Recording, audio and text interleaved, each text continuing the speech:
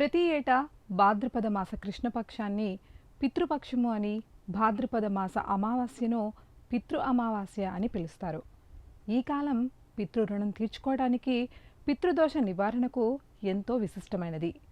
పితరులు అనగా గతించిన మన తల్లిదండ్రులే కాకుండా మన పూర్వీకులు, స్నేహితులు, బంధువులు కూడా వస్తారు.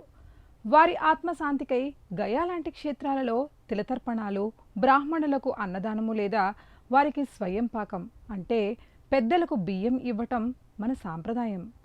గయా లాంటి క్షేత్రాలకు వెళ్ళటం, తర్పణాలు వదలటం చాలా ఖర్చు మరియు సమయంతో కూడుకున్న పని కనుక భక్తిపీఠం సంస్థ ద్వారా పాదగయ లేదా దక్షిణ కాశీగా పిలువబడే పిఠాపురం క్షేత్రంలో అత్యంత ప్రాముఖ్యమైన పితృ అమావాస్య రోజున మీ పెద్దల పేరిట తిలాతర్పణాలు నిర్వహించటం, బ్రాహ్మణులకు స్వయం పాకం ఇచ్చి సంభావనలు సమర్పించడం వంటివి జరుగుతున్నాయి.